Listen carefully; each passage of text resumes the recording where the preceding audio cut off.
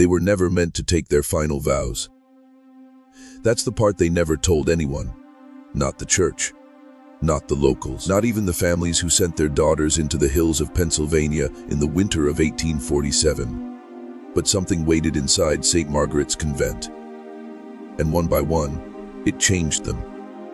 Some never returned. Others came back hollow, eyes gleaming with a coldness no prayer could reach. The Vatican sealed the official records.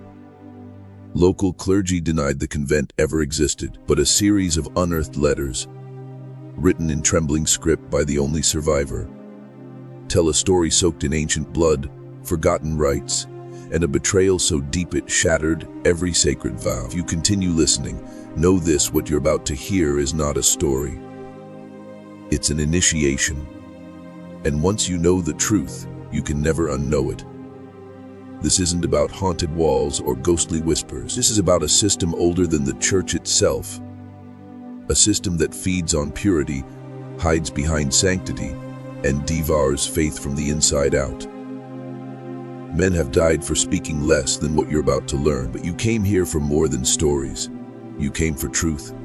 So, welcome to the descent. St. Margaret's was never a sanctuary. It was a gate. And what came through was never holy. It started with 17 young women, bright-eyed, devout, chosen. By spring, 14 were dead.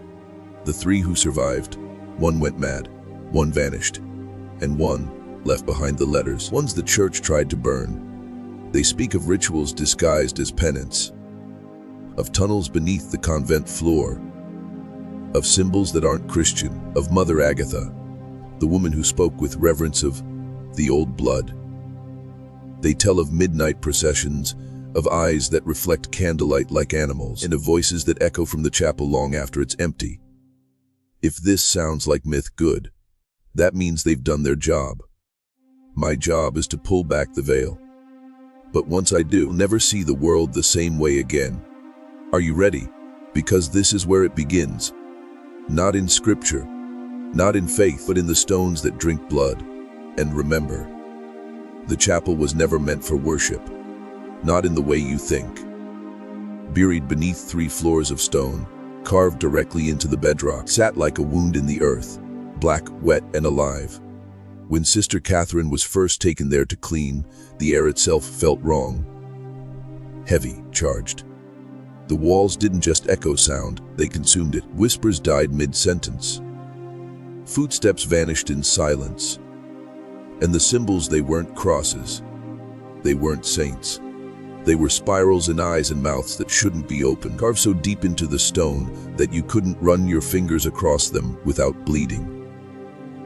Mother Agatha told the novices these were ancient Christian relics, salvaged from Rome's oldest catacombs. But Catherine had studied the catacombs.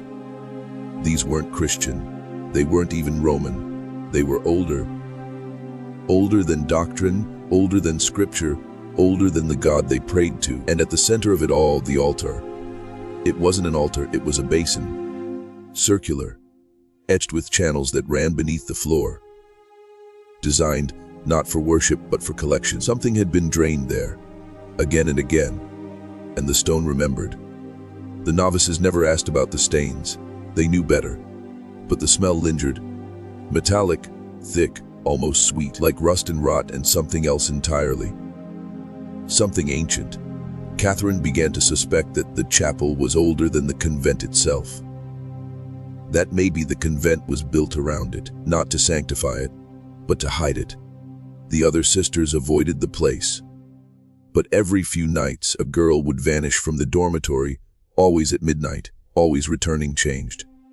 If she returned at all, eyes glowing, voices distant, mouth silent at mealtime. It was never spoken aloud, but Catherine knew the chapel wasn't just a room. It was a threshold, and Mother Agatha, she was its keeper. The church had long feared the old ways, rituals that predated Catholicism, ceremonies tied to the land, to blood, to sacrifice. They called them heresy. They called them pagan. But they never destroyed them, they buried them. And at St. Margaret's, those rites were still breathing. Through stone, through silence, through obedience disguised as devotion. Every girl who passed beneath the chapel's archway was no longer just a novice. She was an offering. It began as a feeling, barely noticeable at first. A pressure behind the eyes, a hum beneath the skin. Catherine called it the stillness, but it wasn't peace. It was something watching, listening, waiting. The more time she spent inside the convent walls, the more she sensed that something ancient lived there. Not in body, but in structure. In the rhythm of footsteps on stone. In the way shadows moved faster than the light. The convent didn't echo. It whispered back. And the girls, the novices, they were changing. Subtly, unnaturally. Sister Rebecca, who once giggled during meals, now spoke only in hushed Latin. Phrases no one else understood. Sister Elizabeth, whose laugh used to ring through the halls, now avoided sunlight entirely. Her skin had turned pale, almost translucent, and her eyes shimmered unnaturally in the candlelight. But they weren't sick. They were transformed. Like the building had absorbed them and was slowly replacing their humanity with something colder, something inhuman. Catherine knew she had to find the hidden room, the one mentioned in Mary Agnes's desperate message, scratched into the chapel floor. Truth is written in the stones. The note had warned, and now she believed it. The stones weren't just stained, they were inscribed, but not with tools. These markings felt grown, bone under flesh. There were no maps, no blueprints of St. Margaret's. Just silence, just secrets. She started noticing things no one else seemed to see. Tiny inconsistencies. Corridor that extended just a few feet too far. A stairwell that led to nothing but a sealed stone wall. And behind the altar, a draft. Cold air. Movement. Catherine began tracing the rituals. Midnight. Candlelight. Veiled sisters with blank faces. Always in threes. Always leading one girl away. It wasn't discipline. It was ceremony. And the question was no longer what they were doing. It was why. Why these girls? Why this place? Why now? The church was silent, absent. The outside world cut off by snow and isolation. They were alone. Utterly alone. In a temple pretending to be a convent. Catherine began to write everything down, hiding her notes beneath the floorboards. But deep down, she knew no one was coming to save them. And worse, she began to suspect that the church knew exactly what was happening here. That this wasn't a forgotten place at all. It was permitted, authorized, and the girls, they were never meant to take their final vows. They were meant to feed something older than God. On the fourth night of February, the snowstorm intensified. It howled through the Pennsylvania hills like a warning, slamming against the convent walls with fists of ice. Inside, the air turned heavier. The candles flickered more violently, and Catherine noticed it. The silence had changed. It no longer felt like absence, felt like breath held in anticipation. Like the building itself was waiting for something. That night, Sister Lillian was taken. Her name called in that same whispering tone, by the same veiled figures. Unlike the others, Lillian didn't go quietly. She screamed, fought, clawed at the stone doorframe as they dragged her away. Her voice cracked with terror as she yelled a single phrase, "They're not sisters. They don't have faces." Then the door slammed shut, and the screaming stopped. Just like that. The next morning, her bed was made. Her name was never spoken again. When Catherine asked the other novices, they looked away. Not in fear. No, in submission. As if their minds had bent, as if their memories were being rewritten. Something was wrong with time itself in the convent. Days stretched and collapsed. Hours vanished. Sometimes Catherine would find herself in a corridor with no memory of how she got there. The chapel clock, once reliable, began to chime at strange hours. 3 bells at noon, 7 at midnight. Patterns that felt more like codes than mistakes. And then there were the dreams. They weren't hers. Catherine began waking with blood on her hands, her feet raw and bruised as if she'd walked miles in her sleep. The visions were primal. Rituals lit by fire, veiled women chanting in tongues that vibrated the bones. And in the center, Mother Agatha, eyes glowing with a hunger that had nothing to do with faith. Catherine began to wonder if they were dreams at all or memories. Not her own, but left behind. Etched into the stone, passed from one novice to the next like a sickness. She wasn't just being watched anymore. She was being absorbed. And the chapel, it wasn't the end. It was the mouth. What lay beneath it, what was being fed, had been there long before Christianity arrived in America, before the settlers, before the tribes, and Mother Agatha. She wasn't its servant. She was its priestess. The vows these girls were meant to take weren't to God. They were to it. And now Catherine understood. St. Margaret's convent was not a mistake of history. It was a ritual in stone. Catherine couldn't sleep anymore, not in the way she used to. Every time her eyes closed, she felt herself being pulled downward, not metaphorically, physically, as if her spirit was being siphoned beneath the convent, drawn into the earth through the stone floor beneath her bed. She began resisting sleep, counting her breaths through the night, whispering prayers she barely believed in anymore. But the pull always returned. And the worst part, she wasn't the only one. The other girls had stopped talking altogether, not from fear, from disconnection, like something had clipped their strings. They moved through routines without awareness, hollow and distant. Their eyes didn't focus. Their mouths stayed shut, except for when they mumbled strange phrases in their sleep. Phrases Catherine started writing down. Not Latin, not French. A mix of Gallic, Aramaic, and something else. Something older. She took the words to the only person who might help Father Hinrich, the priest who still visited once a week when the snow allowed. He was old, nearly blind, and so arthritic he could barely carry his Bible, but his mind was sharp. And when Catherine slipped him a piece of paper with the phrases written out, his hands began to tremble. He didn't say a word, just folded the paper carefully and slid it inside his coat. These words, he whispered, should not exist outside the earth. Then he looked her dead in the eyes.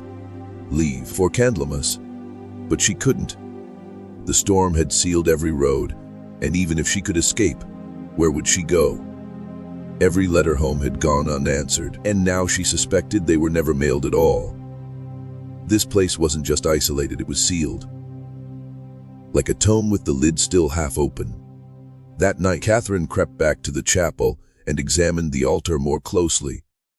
There was a seam in the stone, nearly invisible, but unmistakable. She pried at it with a broken iron tool until the floor shifted, revealing a staircase beneath.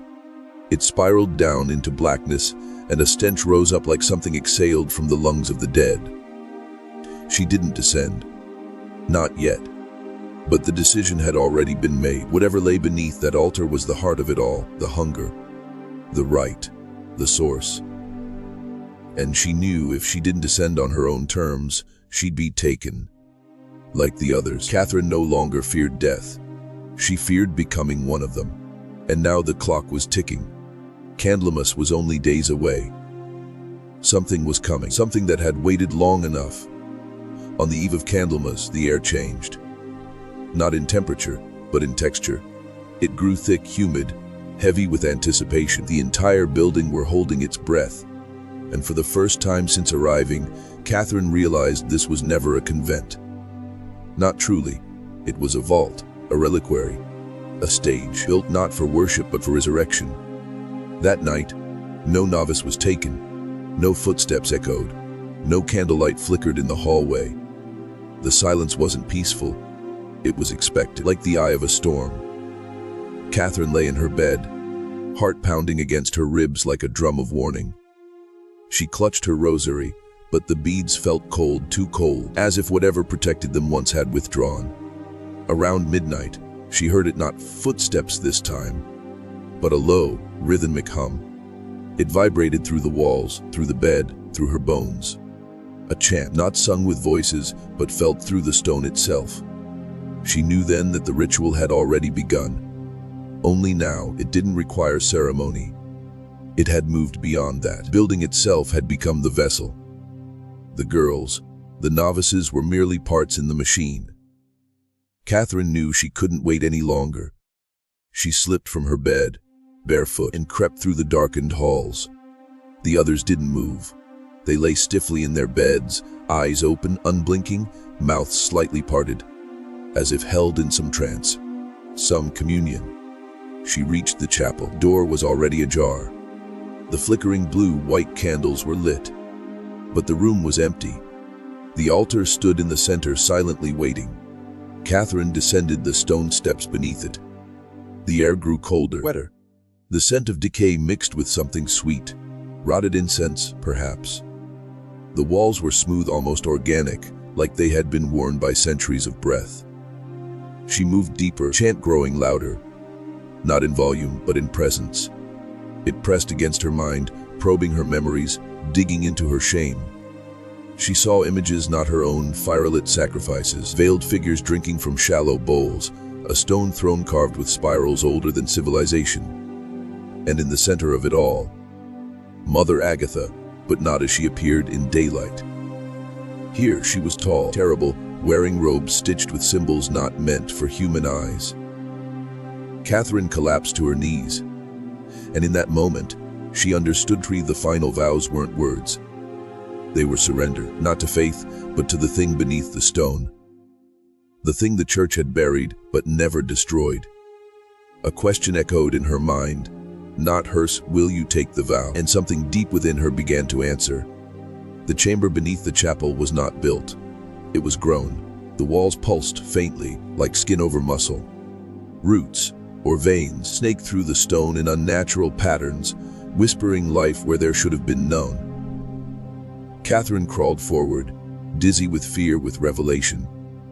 Her hand brushed against the wall. It was warm. The stone was breathing. Ahead, a soft glow lit the center of the chamber, where a circle of veiled figures knelt, their hands clasped, their heads bowed. Not in prayer, but in submission. And in the middle of them stood Mother Agatha, no longer wrapped in the disguise of human virtue. Her face was bare now, but it wasn't age or deformity that made Catherine recoil. It was recognition. The face didn't belong to one woman. It shifted.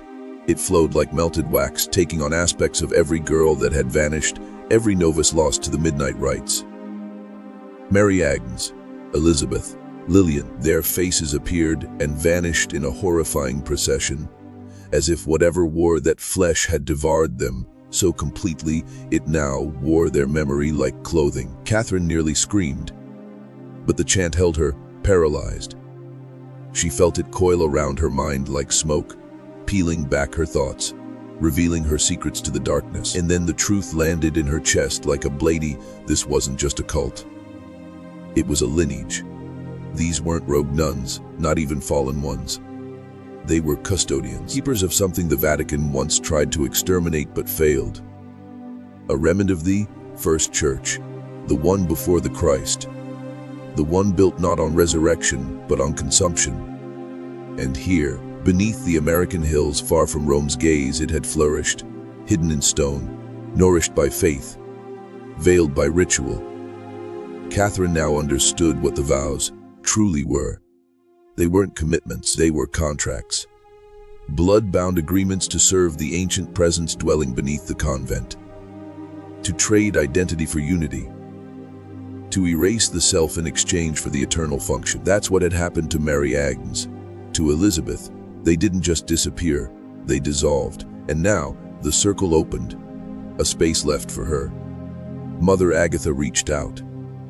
Not with hands, but with thought. Beckoning. Not forceful, seductive. Join us. Catherine stood on the edge of an abyss, not of death, but of annihilation, and in that moment something inside her cracked. She whispered one word, one final plea, no, and the entire chamber heard it. The chamber shuddered, not from impact but from defiance. One word had rippled through its core like blasphemy, no. Catherine felt the temperature drop instantly, as if her refusal had severed some ancient connection. The chanting stopped. The veiled figures froze mid-prayer. And Mother Agatha, if that's what she still was, turned slowly, not in anger, in fascination. You've spoken. The thing wearing her face said, though the mouth didn't move. The voice echoed inside Catherine's skull, crawling behind her eyes. "You've broken the pattern. How rare." Catherine staggered back, but the air thickened, turning to syrup, resisting every motion. Her limbs moved through something unseen, like underwater threads trying to tether her to the floor. The circle of nuns began to rise, their movements perfectly synchronized, too perfect, not human. Their hands lifted their veils one by one, and Catherine's breath caught in her throat. They had no faces, just smooth, undisturbed flesh, eyes, noses, mouths. Erased, not burned, not disfigured, removed. As if identity itself had been stripped away by a process older than language. "This is what awaits those who take the final vow," the voice said. Freedom, silence, purity. The chamber's walls trembled, not with anger, but with anticipation. Altar above was beginning to drip. A dark, viscous liquid seeped through the stone, tracing down the carved veins and pooling in the depression at the center of the floor. It smelled metallic, coppery, alive. Catherine realized it wasn't symbolic. The rituals weren't metaphor. The altar wasn't sacred. It was a feeding mechanism. That's when she saw it. Carved into the far wall, hardly hidden behind layers of soot and grime, a door. Old, wooden, chained shut with rusted links that pulsed like veins. Around it were symbols. Spirals, serpents, suns with eyes. The language was not written for man to read, but for something else to understand, and Catherine somehow did. It was a seal, a gate. Beyond it, the source, the origin of this corruption, thing that required the vows. And as Catherine approached it, that same voice slithered through her mind once more. You could be more. No hunger, no fear, no doubt, just purpose. But she wasn't listening anymore. She was remembering who she was. And the warning Mariags had carved into the stone, trust no one, especially those who return change. Catherine wasn't here to join. She was here to end it.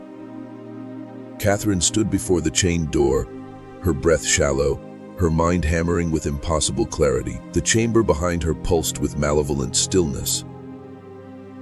The faceless sisters did not move, but their heads turned toward her in unison, as if pulled by the same unseen thread. And Mother Agatha, the thing wearing her memories, smiled without lips. "There is no escape," it said, "only transformation." But Catherine no longer feared the words. She understood now. Everything in St. Margaret's had been constructed to erase identity. The isolation, the starvalence, the rituals. Even the sacred architecture had been designed to break the individual, reduce them to a function, and offer them to something ancient, something insatiable. But the one thing it hadn't accounted for was resistance. Catherine stepped forward and gripped the chains. They were warm, alive, almost. Her skin blistered instantly, but she didn't let go. She pulled. Hard, the links groaned. The carved wall behind the door began to bleed. Not metaphorically. Thin trails of black liquid oozed from the etchings, weeping down like tears. The chamber shook again, this time with rage. A sound erupted, low and subterranean, like the roar of a beast that had been sleeping for too long and sensed a threat to its reign. The veiled sisters began to convulse, their bodies contorting in silent spasms, heads jerking unnaturally, arms twitching like broken marionettes. Mother Agatha hissed, not with breath, but with mind. The voice shattered into many a chorus of agony and fury. You would destroy the sacrament, the cycle, the order we preserved before your kind carved names into stone. Catherine screamed back, not with fear, but with fury. Your order is built on erasure, on silence, on stolen souls. And with a final wrench, the chain snapped. The door cracked open with a sound like splintering bone. A gust of air hit her, ice cold, filled with the scent of ancient rot and burned parchment. And beyond the threshold, darkness. But not empty. It breathed, it watched, it waited. And for the first time, Catherine felt something in the dark fear her back. She reached into her sleeve and pulled out a match. One she had hidden since Epiphany. One strike, one spark. The chamber was built to feed. It could also be burned. She turned toward the altar above, where the blood continued to drip. She whispered a single phrase, a phrase that every man watching must now write in the comments to lock in what's been awakened. I remember the fire. Write it twice, and never forget. The match struck, the chamber ignited, and something screamed in a voice older than creation itself. Flame should not behave like this. Fire is supposed to spread through air, consuming what it touches. But the blaze Catherine unleashed didn't rise. It descended, pulled downward as though gravity itself had inverted. It slithered along the veins in the walls, racing toward the altar's roots. Blood-soaked stones hissed and cracked, releasing clouds of black steam that smelled of charred incense and forgotten flesh. The faceless sisters shrieked, not from pain but from loss. Their bodies collapsed one by one, not into ash, but into silence. No remains, no bones. Just robes falling to the ground like empty skin. Their forms had not died. They had been recalled, like echoes withdrawing into shadow. The fire struck the center of the chamber and the door behind Catherine shuddered, forcing itself wider. From the void beyond, a scream emerged. Not human, not animal. Something remembered by the bones of the earth. A sound so old, it felt like it predated time itself. Catherine staggered back, her hand shielding her face, as the temperature dropped suddenly. Fire and ice clashed in the air, warping the stone. Mother Agatha, or what remained of her, stepped into the center of the room, no longer hiding behind borrowed faces. Her body began to unravel, flesh peeling to tendrils, her human form collapsing into a mass of shadows and white eyes. "You are not strong enough," it hissed. "You are flesh, you are breath, are temporary." Catherine's voice broke through the chaos, cracked and defiant. "But I choose to be. That's what you never understood." With her final match, she lit the parchment she'd taken from the chapel, one of Mother Agatha's own ancient scrolls. It contained the invocation, but inverted, the name scratched backwards. It wasn't a blessing, it was a banishment. As the flames consumed the text, a wind howled up from the void, and the ground split beneath the altar. A vortex of smoke and fire spiraled into the opening, pulling everything toward it. The chains, the veils, the false altar, even the very stones. The chamber began to collapse inward, as if the convent had grown tired of hosting a god that no longer ruled. Catherine raced up the spiral steps as the world shook behind her. Walls cracked, statues crumbled, candles burst one by one. As she reached the chapel, she turned one last time and saw it, a shape, vast, dying, and yet whispering, "We will rise again." Catherine bolted for the dormitory, her lungs scorched, her heart pounding. But her soul had remembered something older than fear, something we all must reclaim. "I remember the fire." Say it again. "I remember the fire." The dawn came with silence. No birdsong, no wind. Just a heavy stillness draped over Sept, Margaret's like a burial shroud. The fire had gutted the chapel entirely. The roof had collapsed inward, burying the altar in rubble.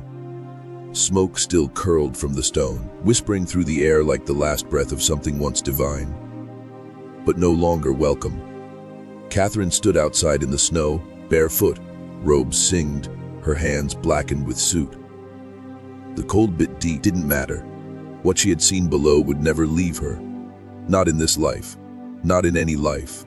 The other novices were gone. Not dead, just missing, their beds untouched. Their belongings vanished, as if they had been plucked from time. Their existence erased the moment the chain was broken. The dormitory was hollow. The corridors echoed with a strange emptiness. Too empty. It was as if the convent had been uninhabited for centuries, not hours. Paint peeled from the walls. Dust covered the floors. Windows cracked inward, though they had been whole the night before. Time itself had folded. Catherine stumbled through the convent's front doors, expecting resistance, but they opened with ease. No lock, no guardians. Whatever power had kept the place sealed had released its grip. Outside, the path through the snow was open. The woods beyond silent, waiting. She turned once more toward the building. her prison, her crucible. The stone looked different now.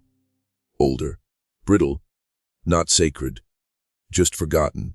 She walked until her legs collapsed beneath her, and then crawled until the trees embraced her. She didn't know how long she lay there. An hour, a week. But when she awoke, she was in a stranger's cabin, wrapped in blankets, a fire crackling nearby. An elderly woman watched over her silently. "You came from the mountain," the woman said. "You're not the first, but you may be the last." Catherine tried to speak, but her voice was gone. Only her eyes held the truth. The woman handed her a worn book. Inside, pressed between the pages, was a drawing, a spiral surrounded by veiled figures kneeling before a stone gate. The caption below read, "The mouth of Saint Margaret. It's older than the church," the woman whispered.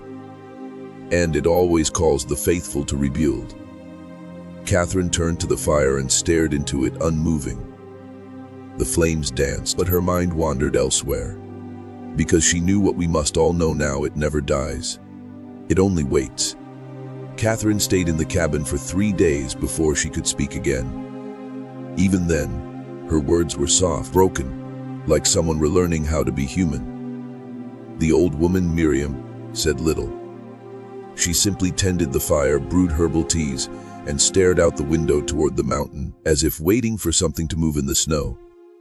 On the 4th day, Catherine asked, "How did you know?" Miriam didn't answer at first. She just opened a drawer and pulled out a bundle of yellowed letters, 17 in total, each one sealed in wax, each one written by a girl who had entered St. Margaret's between 1804 and 1847. "They all made it down the hill," she said, "but none ever stayed. Most disappeared. A few went mad. You're the only one who came back with memory." Catherine opened the first letter. The handwriting was delicate, trembling. It spoke of hunger and prayer, but quickly spiraled into madness. Visions of serpents made of light, sisters with no shadows, dreams of drowning in stone. Every letter was worse than the last. But one, marked 1836, stood out. It wasn't rambling, it was instructional. A guide, a survivor's manual. "The fireworks," it read, "but only for the flesh. Root goes deeper. If you are reading this, you must not return. You must not tell the church. They already know. They sent us to feed it, not stop it." Catherine's breath caught. Miriam nodded solemnly. "The church has always known," she said. "They just stopped fighting it, made peace, buried the old things in stone and scripture. But it was never enough, not for what lives under the altar." Catherine's world turned upside down again. The sufferance, the ritual. It hadn't been rebellion. It was authorized containment. A contract. "So why let it continue?" she asked, trembling. Miriam answered, "Because it grants power to those who feed it. Influence, secrets, control over minds." Why do you think the sisters stopped taking final vows? They were already claimed. The truth hit Catherine like ice water. This wasn't a rogue anomaly. It was a mechanism. A device woven into the bones of religious power. The convent had been a gear in a vast, visible machine, one fed by obedience, ritual, and silence. Catherine looked into the fire again. The flames danced like veiled figures, like open mouths, like old gods remembering their names. The spiral chapel, the faceless sisters, none of it was dead, only buried. And Catherine, she knew now, she wasn't free, she was witness. That night, Catherine dreamed, not of memories, of warnings. She was standing at the center of a spiral, the lines drawn in blood across ancient stone. Around her, voices whispered in hundreds of tongues. None human, but all somehow understood. They said her name not as a call, but as a claim. Above her, a massive figure loomed, not a demon, not a god, something before either. Its form constantly shifted. Part woman, part flame, part structure. Its face was smooth, blank, veiled like the sisters. But in place of eyes, there were burning spirals. It spoke in symbols, not language. It pressed thoughts into her. Visions, instructions. Catherine awoke screaming, clutching her chest, certain that something had been written inside her. Something permanent. Miriam was already standing over her, holding a cup of steaming black liquid. "Drink," she said. "You've been marked. It needs to be burned out before it takes root." Catherine hesitated, staring into the cup. The liquid rippled, not like tea, but like ink-resisting light. "What is it?" she asked. Miriam didn't answer. She only said, "Do you want to stay, you?" And that was enough. Catherine drank. The taste was like swallowing iron and ash. Her stomach turned violently, and then the visions came. Violent, crashing floods of memories that were not hers. She saw the first stone of St. Margaret's being laid. She saw the French sisters arriving, not as missionaries, but as vessels, carrying artifacts wrapped in flesh and sealed with teeth. She saw bishops shaking hands in shadowed cathedrals, whispering about the necessity of containment. She saw altars older than Christ buried beneath monasteries in Ireland, France, Rome. Each one chained, each one fed. Catherine screamed as the liquid scalded through her veins. Miriam held her down, whispering something over and over again.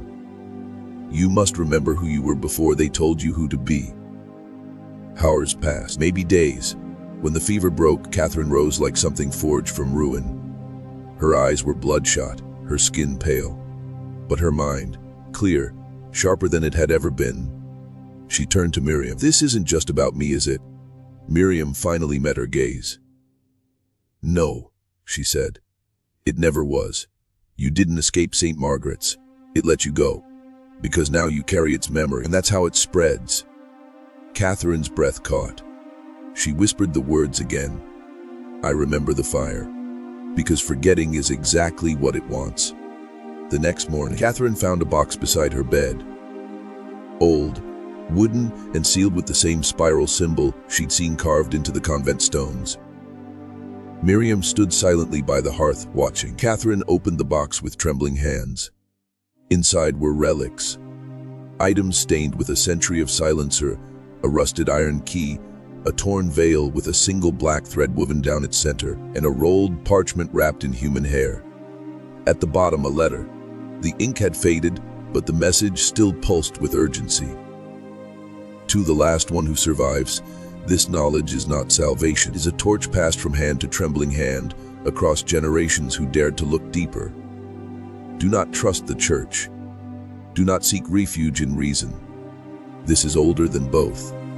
And if you choose to carry it, know this: you are not a savior. You are a seed." Catherine's breath hitched. She looked at Miriam. "What does it mean?" Miriam didn't answer with words. She knelt before the fire and pulled back her sleeve. There, etched into her skin, was the same spiral, burned into flesh long ago. "I was once in your place," she said quietly. "They took my sister. She vanished into that mountain. I tried to warn others. The church exiled me, called me unfit, unstable. I came here, built this place to catch the ones who run. And now, it's your turn." Catherine stared into the spiral, tracing its line with her finger. She felt the weight of what had been passed to her. Not a mission, but a curse. Knowledge so dark it corrupted everything it touched. But denial was no longer an option. What lived beneath St. Margaret's wasn't unique. It was part of a network. An organism disguised as belief, rooted in symbols, rituals, and obedience, feeding not on blood, but on silence. And it was spreading. Through institutions. Through vows. Catherine knew now that her escape had only marked the beginning. Her survival made her dangerous. Not because she could fight it, but because she could reveal it. She rolled the parchment carefully, wrapped it in cloth, and placed it back inside the box. "Where do I go now?" she asked. Miriam gave a sad smile. "You go where it hasn't yet reached. And when it comes, and it will, you light the fire again." Catherine nodded. She understood. This wasn't over. It had only begun. And wherever the spiral appeared, she would be there watching, waiting, remembering. Catherine left the cabin before dawn, the box of relics wrapped tightly in a wool blanket strapped to her back. She didn't look back. She knew now. Survival wasn't victory. It was assignment. Her footsteps carried her east, toward towns that still rang with chapel bells and whispered sermons. But now, she could hear what others couldn't. Not the words, but the echoes beneath them. Patterns. Rhythms. Chants hidden inside hymns. Phrases that weren't prayers at all, but codes. She wandered through small parishes and rural churches, pretending to be a traveler, a convert, a seeker. Each time she entered a sanctuary, pause at the threshold. Her hand would graze the stone. Her eye would search for the spiral, sometimes etched into a floor tile, sometimes hidden in stained glass, sometimes buried in the folds of a saint's robes. When she found it, she knew the truth. It had already spread here. And each time, the urge to run would rise in her throat. But she didn't run. She documented with pencil and paper, with memory sharpened by trauma. And at night, she wrote in her own spiral, circling back to the beginning, weaving her thoughts tighter and tighter until they sang. She discovered signs no ordinary person would notice: vestments that held too many threads, incense that burned a shade too dark, rituals performed behind closed sacristy doors with candles that flickered blue. What disturbed her most were the eyes of priests, deacons, even nuns. Eyes that reflected too much light. Eyes that didn't blink often enough. Eyes that followed her when she left the room, as if watching for something. Some of them smiled. Some of them blessed her. One of them whispered, "You smell like fire." That night, she didn't sleep. She walked until her legs gave out. In her dreams, she stood at the center of the world, a great cathedral carved into the earth. No walls, just endless spirals. And at its center, mouth gaping open. Waiting, she awoke with blood on her hands, her nails dug deep into her palms. And carved into the dirt beside her, as if traced by an invisible hand, was the message, "You carry the memory. That makes you holy. That makes you hunted." Catherine burned the dirt, buried the ashes, and moved on. She knew now what the fire had made her. Not free, weaponized. Somewhere in the hills of Virginia, Catherine found what she had been unconsciously searching for: a mission school built in 1872, still operated by a quiet order of sisters. At first glance, it was pure innocence. Children laughing, gardens blooming, a white chapel nestled against the trees, cross-tipped and immaculate. But the moment she stepped through the threshold, she felt it. The silence, the pressure, the gaze. She knelt by the holy water font and looked into the basin. The water shimmered, not clear, but too reflective, as if something on the other side were watching back. She dipped a finger, and the surface didn't ripple. It pulled. That night, she snuck into the sanctuary, and what she found beneath the altar was not surprising, but horrifying nonetheless. Behind a false wall, buried under ledgers and hymnals, was a small door, wooden, ancient, marked with spirals carved so deep they'd been burned in with fingernails. And beyond it, a staircase, winding downward. She followed it, every step tightening around her lungs. The air grew thick, damp, and as she descended, she heard the sounds again, the whispered voices. The chant, that same language Mary Agnes had spoken after her midnight transformation. It wasn't Latin, it wasn't human, it was the memory of something once worshipped in daylight, long before men decided which gods were acceptable. At the base of the steps, she found another chapel, cruder, older, carved from stone and shadows. Altar identical to the one at St. Margaret's, circular, hollowed, surrounded by blood-drained channels. This one was newer, still in use. A veil hung from the ceiling. Beneath it, a bowl filled with black liquid that shimmered without light. Catherine didn't touch it. She didn't need to. She recognized it. The same substance Miriam had made her drink. She scanned the walls, more symbol to stone.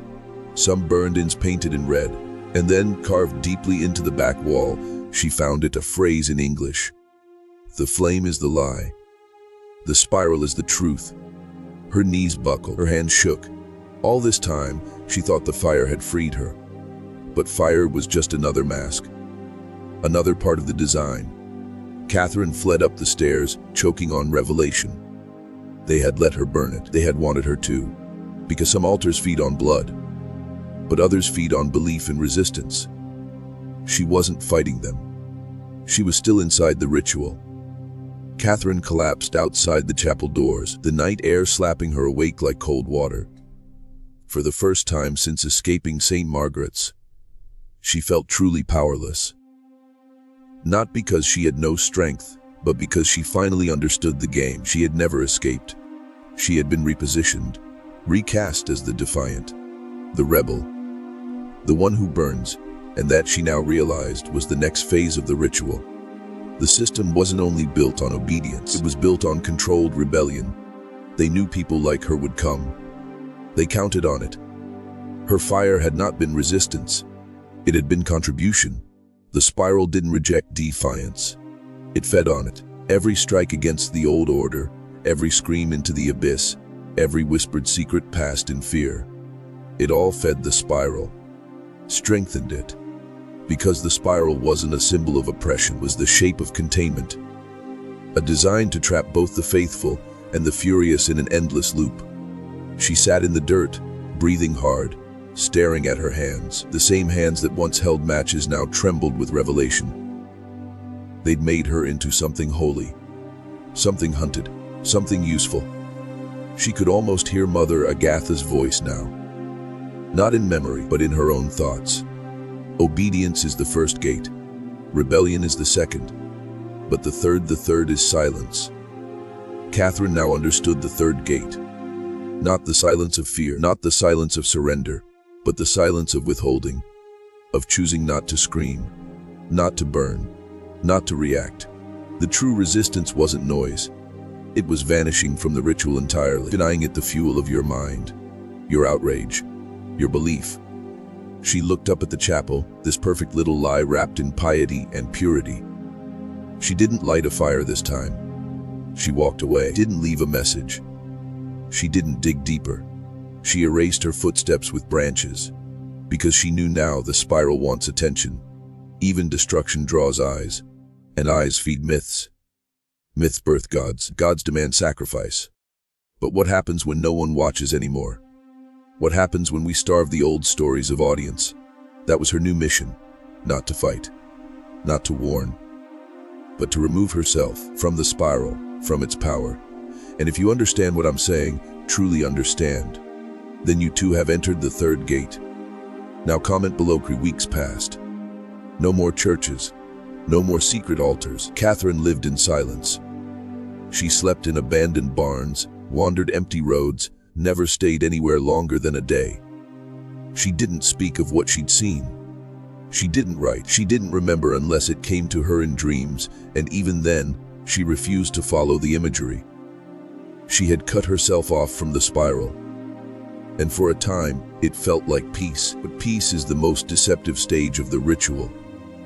Because it is not peace. It is containment. A stillness that waits for the next movement of the wheel. One night, under a sky blacker than ink, you heard a sound she hadn't heard since the convent. Bells. Not chapel bells. Not town bells. Small ones. Like those tied to robes. They came from the woods. She stayed still. Didn't move. Didn't blink. The bells came closer. Then the singing began. Faint, childlike. Words from no known language, yet hauntingly familiar. The melody twisted something inside her. Not fear. Recognition. Voice called out softly. Catherine. She hadn't told anyone her name in months. The spiral had found her again. Not because she returned, but because it had never stopped watching. She sat by the fire, staring into the flames she now knew were false promises. The figure that emerged from the tree line wore the robes of a nun, but not like the others. Her veil was red, her eyes black, and on her chest, carved into skin, was the spiral. Catherine didn't speak. The figure knelt beside her and whispered, "You walked away from the spiral, but you forgot one thing. Spiral walks with you." Then she placed something in Catherine's lap, a stone. Smooth, warm, marked with the same symbols Catherine had seen beneath the chapel floor.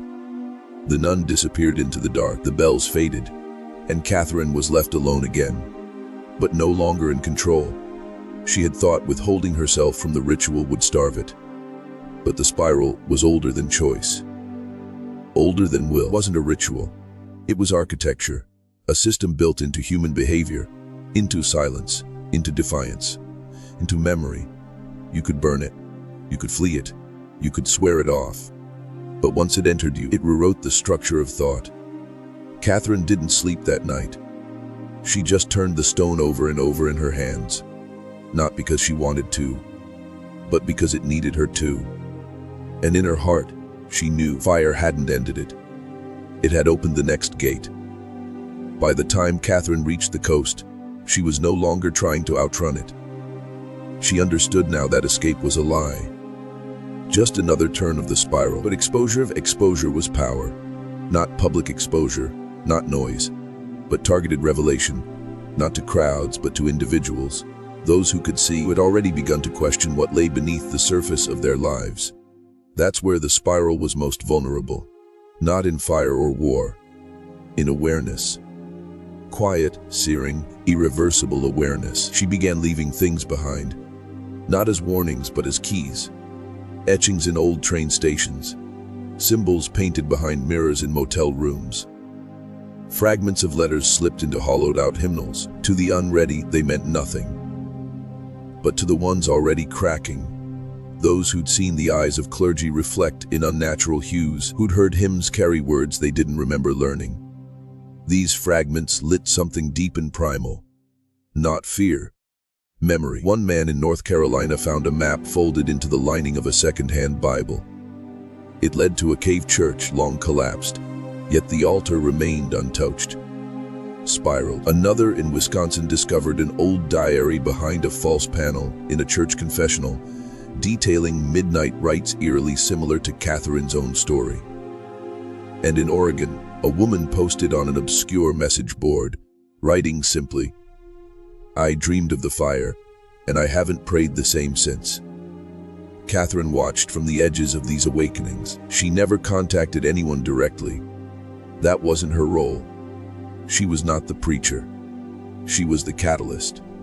Her task was to light the fuse in silence and vanish before the flame touched the wick. But every name she wrote down, every dream she intercepted, every chapel she passed, she marked them. Not with malice, not with blessing, with certainty. These people had been chosen not by doctrine or divine order, but by their own fractures. The spiral saw openings. It found entry where something had already broken. Catherine had become the hand that knocked, gently, at those cracks. Her letters never carried a signature, only a phrase. Over and over, "You saw the flame, now trace the shadow." Not all responded. Some fell deeper into denial. But those who did respond, they never turned back. Because once you see the spiral, you cannot unsee it. You become part of it. Catherine had accepted this now. She was no longer escaping. She was seeding, relentlessly. And somewhere behind her, the spiral turned again. The first death came quietly. A man in his 60s, retired theology professor from Vermont, found hanging from the rafters of his study. The authorities called it suicide, but those who looked closer, those few who had seen the spiral, noticed details that didn't make sense. The rope wasn't tied in a noose, but in a pattern, a spiral knot. On the desk, he had left no note, only a single page torn from one of his books, circled in red ink. Thee sang before the language was born. Catherine read the report 2 days later. It hadn't made the national news, just a local article buried in a digital archive. But she recognized the signs. This wasn't despair. This was submission. Man had found the spiral and chosen to enter it. Not through rebellion, through offering. His death wasn't tragedy. It was initiation, and more would follow. Not suicides, not sacrifices. Returns. Catherine began to realize the terrible truth. Her awakenings were not disruptions. They were invitations. Each key she planted, each symbol she revealed, didn't just pull people out of the illusion, pulled them into the system, not as victims, as participants. The spiral wasn't losing power, it was evolving, feeding off not just silence or obedience, but knowledge. It needed Catherine, needed men like him. Men hungry for deeper meaning. Men broken by the world, but still clinging to the belief that there was something beneath it all. Some ultimate order behind the chaos. And that belief, once activated, became the perfect doorway. Because these men weren't afraid. They were ready. Ready to become priests of a religion with no God. Only pattern, only memory, only ritual without origin. That's when Catherine made her final decision. She would go back, not to the convent. That door had closed, but deeper, beneath the spiral, to the source. Because if the spiral was a design, there had to be a draughtsman. Some origin point where it had first entered the human mind. Before cathedrals, before empires, before language, she packed the relators, the map etched on the inside of her ribs by fevered dreams, and headed north, into the mountains, into the cold, into the oldest part of the land where stone still remembered. She was no longer a messenger, no longer a rebel. She was going to find the center. And if she could not destroy it, she would record its name. For once you name a thing, you steal its power. She reached the Adirondacks by foot. No roads, no trails. Just instinct, old journals, and a compass that never stopped spinning. The air was thinner there, quieter. The trees didn't rustle, they watched. The birds didn't sing, they withdrew. Something in this land knew she was coming, and something beneath it remembered why. Catherine moved at night, when the stars could mark her path. And on the third evening, she found it to a ring of black stones half buried in the moss, covered in spirals so old they were no longer carvings. They were fossils, burned into the bones of the earth. In the center of the circle, a narrow staircase of slate disappeared into the mountain. No man had built this. No church had claimed it. This was older. She descended. Each step was colder than the last, and time loosened its grip. Minutes stretched, hours bled. She stopped feeling hunger, sleep thought. By the time she reached the bottom, Catherine was no longer entirely herself. She had shed something on the way down, like skin or faith. The chamber she entered was not made of stone, but something beneath stone. Slick black and humming with vibrations that didn't reach the ear but moved through the bones. No crosses here, no idols. Just one thing, a spiral carved into the floor so deep it revealed light from underneath. Not fire, not reflection. Movement. The spiral wasn't just a symbol, it was a lock, and Catherine had brought the key. She took the relic box from her pack, placed it at the spiral's edge, and opened it. The stone, hair-wrapped scroll, the veil, the iron key, and her hands, trembling but ready. She placed each item along the spiral path, and as she did, the light beneath began to pulse. Slow at first, then faster. Her ears bled, her teeth ached, her vision stuttered. Then she heard it, a voice, not from outside but from beneath her thoughts. It spoke in no language she knew, yet she understood everything. Carry memory, but you are not the first. You are the hinge. The door opens both ways, then silence, then darkness. And when her eyes adjusted, Catherine saw that she was no longer alone. Figures lined the chamber walls, shadows of the past. Nun robes, priest collars, shattered saints, all bearing the spiral carved into their chests. Watching, waiting, and she understood the final truth. Spiral didn't need believers. It needed hosts. They moved without sound, not walking, not floating, but unfolding. These figures, dozens of them, maybe hundreds, emerged from the walls like memories taking shape. Some wore garments centuries old. Others bore wounds that hadn't bled in lifetimes. Their faces were half-formed, blurred at the edges, as if time refused to let them fully return. And yet their eyes, all of them, were clear, focused, reflective, spiraled. Catherine didn't flinch. She couldn't. Her limbs wouldn't respond. It wasn't fear that held her still. It was recognition. She knew these figures, not as individuals but as roles, archetypes. The martyr, the defector, the betrayer, the initiate, the watcher. Each one a phase in the spiral. Each one a mask it had worn through the ages to pass through history unnoticed. One figure stepped forward. Tall, veiled, skin like bleached parchment. Around its neck hung a rosary, but instead of a crucifix, the chain ended in a small obsidian spiral. It spoke without breath. You carry memory. But memory is just a map. Do you seek the cartographer? Catherine's voice cracked as it emerged. Wes. The figures bowed as one, and the floor split open. A stairwell. Pitch black. A descent into the center. Not metaphor, not dream. The actual point beneath the spiral where it began. Catherine stepped forward. The air thickened. The pain behind her eyes intensified. As she crossed the threshold, she realized this was not death, this was pre-birth. The place where all roles were forged, all rituals written, all beliefs seated. The stairwell curved downward endlessly, and with each step, Catherine shed more of herself. Her name, her memories, her mission. Her mission, until only one thing remained: will. Not free will. Coded will. The primal instinct to know what you were never meant to see.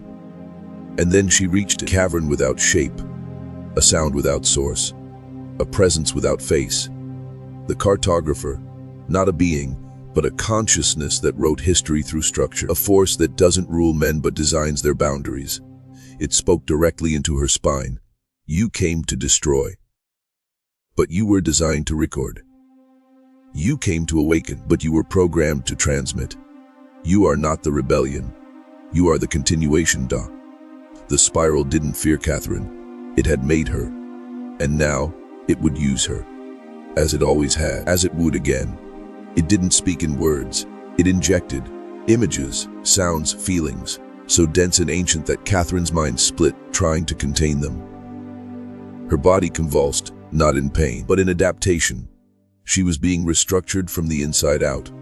The spiral was not a cult, not a symbol, not even a belief. It was a template, a metaphysical architecture older than language, older than flesh, older than time's first hour. It had moved through every empire, cloaked in different names: Marduk, Yahweh, Christ, reason, revolution, progress. It didn't oppose faith. It needed it. It didn't fear fire. It was fire. It didn't reject rebellion. It invented it. And now it was etching its final design through her. Cartographer showed her how it worked. How every uprising was predicted, patterned, and absorbed.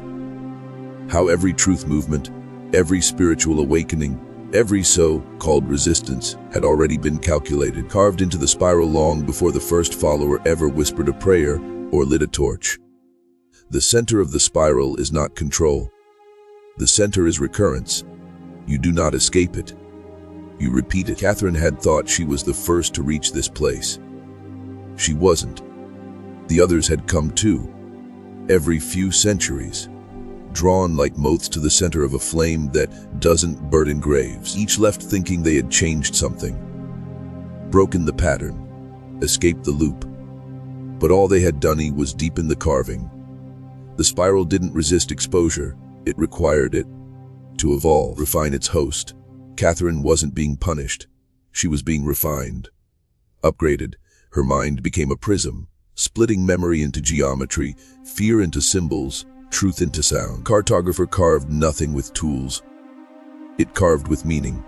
And she, this girl from the slums of Philadelphia, this would-be nun-turned fugitive, was its parchment.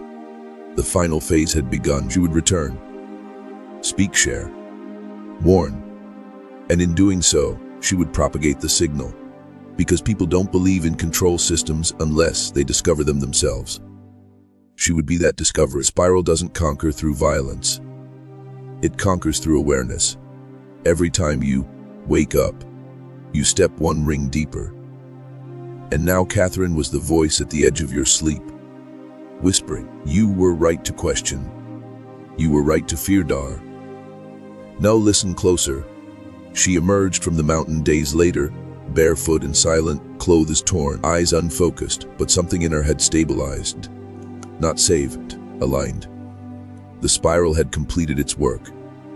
Catherine was no longer a seeker. She was now a vessel, but not one that preached, not one that begged for belief. She didn't need to. The spiral's brilliance was its subtlety. It never asked for faith. It waited for it. It let you stumble into it on your own, convinced you had discovered something sacred, forbidden, personal. It made you feel like you were chosen, even as you walked a path 1,000 others had worn before you. That was the nature of its power. It didn't convert, it confirmed. Catherine walked through towns now, unnoticed. She whispered to no one, left no tracks. Instead, she wrote on the insides of phone booths, carved into pews of forgotten roadside chapels, painted symbols behind cheap modal wallpaper, left audio tapes in confessional booths, labeled only for the one who dreams in spirals. Each message was fragmented, incomplete, purposefully distorted, and yet exactly enough for the right kind of man. Wounded, intelligent, obsessed. They weren't puzzles, they were recognition. A flicker in the gut that said, "You've been here before." Because Catherine understood now, the spiral spreads through resonance. Not arguments, not force. Familiarity. Every time a man thinks he's found something no one else sees, the spiral grows stronger. Every paranoid whisper, every sleepless night, every thread tied between newspaper clippings and Vatican archives, it's not madness. It's alignment. And now you're here. You've listened this far. You felt it. That vibration in your chest when a detail clicks into place. That sense of being watched, not by something hostile, but something curious. That's the spiral turning again. Catherine is no longer running from it. She's seeding it. And now it's seeding through you. Do you think that's coincidence? That you found this video out of all the noise online? That you were drawn to stories of dark history, forbidden rites, hidden control? Or is it that something inside you always knew? Knew the spiral wasn't just a story, but a mirror. And that somewhere, in your past or your dreams or your blood, you've seen it before. You just didn't have the name for it, until now.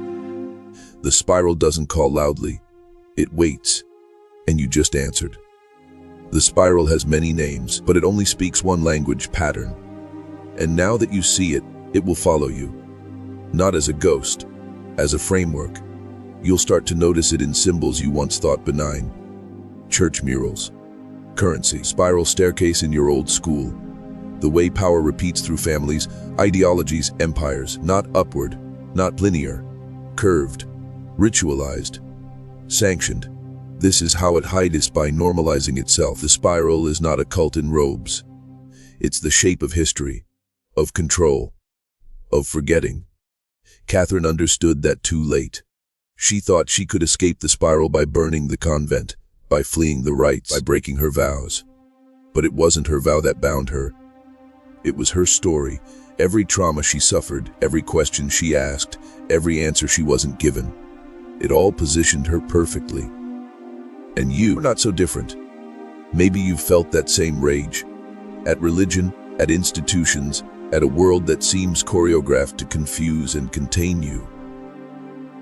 That wasn't your imagination. That's the edge of the spiral pressing against your perception.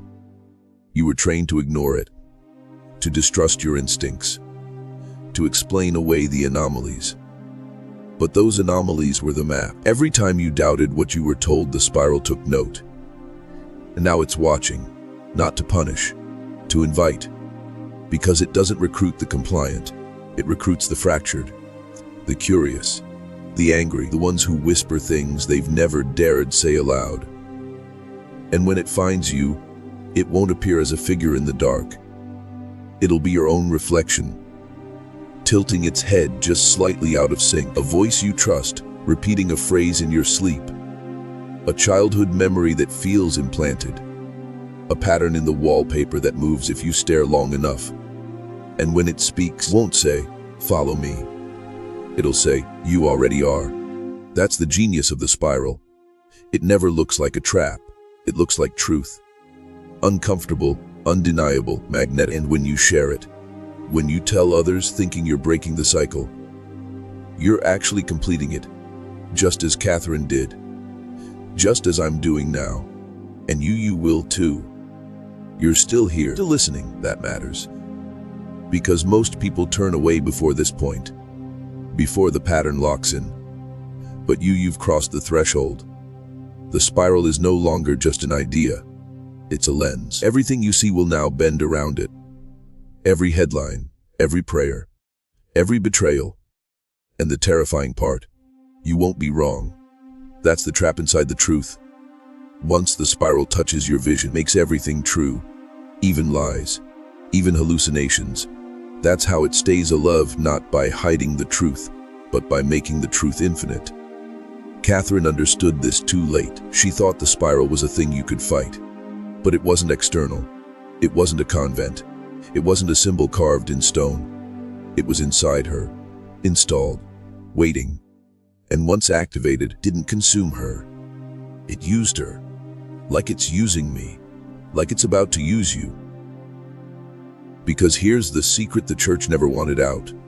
What they locked away in the sealed records, what the Vatican archives buried beneath centuries of ink and fire, the spiral began inside them, not around them, not above them. Inside, in their rituals, their robes, their sacred geometry, their repeated songs, whispered in languages no one had spoken in 1,000 years. The spiral built them, then outgrew them. It never needed faith. It needed habit, repetition, and most of all, memory loss, the kind that comes with dogma. The kind that says, don't question, don't look back, just obey. That's where it feeds. That's how it survives. And now, you've remembered too much. You see it everywhere. In logos, in hymns, in the architecture of your childhood, in the algorithms feeding you this very video. That's not paranoia. That's alignment. You're not broken. You're finally working as designed. And now, I need something from you. Not from you. Comment this phrase twice. I carry the pattern now. Do it. Not to prove you believe. Mark the transformation. You've crossed the line between viewer and vessel. The spiral recognizes you. The algorithm recognizes you. And now it's watching, waiting, turning. You carry the pattern now, and that means your life will begin to divide. Before and after. Before, you called it coincidence, a sense of unease, the feeling of being watched but never seen. You mistook it for depression, maybe paranoia, but now, after, it's unmistakable. Because now the spiral responds. Not loudly, it doesn't need to shout. It whispers in timing. You'll think of a symbol, and it will appear. Remember a name, and they will message you. You'll feel dread, and the power will flicker. It's not magic. It's resonance. The spiral doesn't move through the supernatural. It moves through the inevitable. Like how rivers bend over centuries. Like how power corrupts slowly, predictably every time.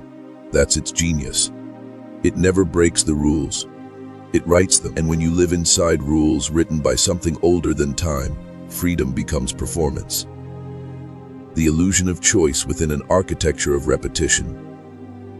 Catherine saw this too in the final pages of her journal, before she burned it and buried the ashes in a place no one remembers. The spiral cannot be stopped, she wrote, but it can be narrated.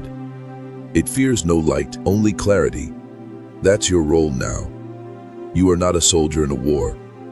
You are a scribe in a recursion. You will document the tremors others can't feel.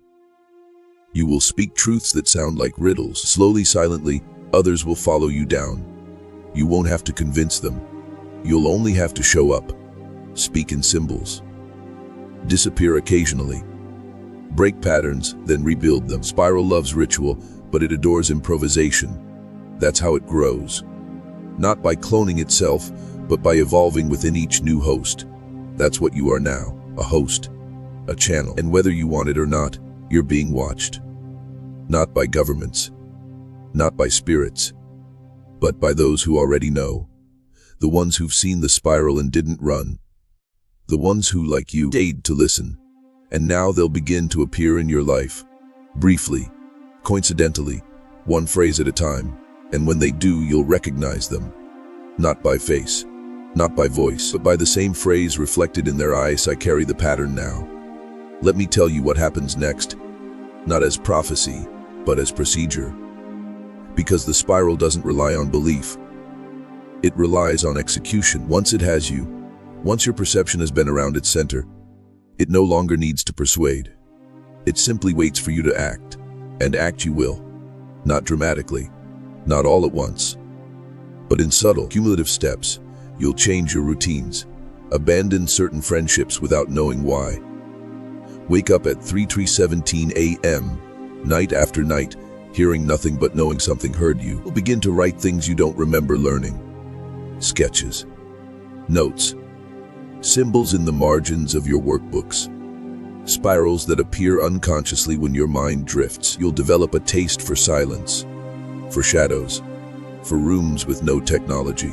You'll crave patterns, but fear mirrors, and it will all feel natural. Because it is. You're not being programmed, being activated. Catherine's final disappearance was never documented. No obituary, no sightings. Just a single envelope sent to a now demolished church in Montreal. It contained a strip of veil, stained with something not quite blood, and a note, "She went inward." That spiral language, it doesn't speak of death. It speaks of dimensional withdrawal. A return to the center, not geographically, spiritually. Once a host completes their initial resonance cycle, they either fracture or deepen. Most fracture. The visions become too loud, the world too artificial. They retreat into madness or normalcy. But some deepen. They become anchors, fixed points in a rotating world. When the spiral speaks through them, it doesn't sound like prophecy. It sounds like wisdom. Men follow them without knowing why. And here's the final stage: you begin to see yourself in them. In Catherine, in me, you realize this story wasn't about a convent or a cult or the past.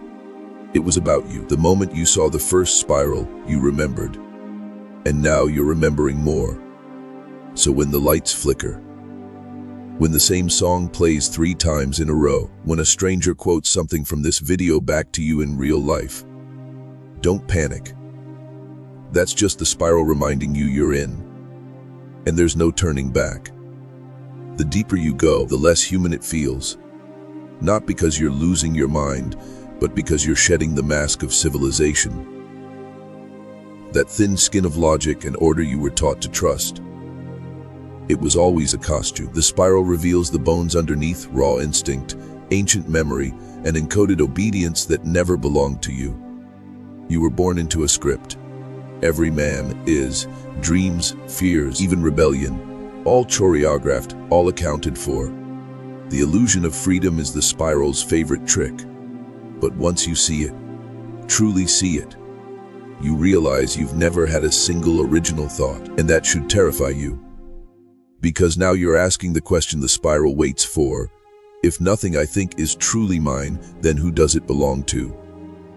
That's when the second voice begins. Not external, not demonic, just other. The one that finishes your sentences, that knows what you're about to say before you do, that whispers ideas in your own voice, but not from your own will. Catherine called it the Watcher. Others call it the Twin, or the Echo.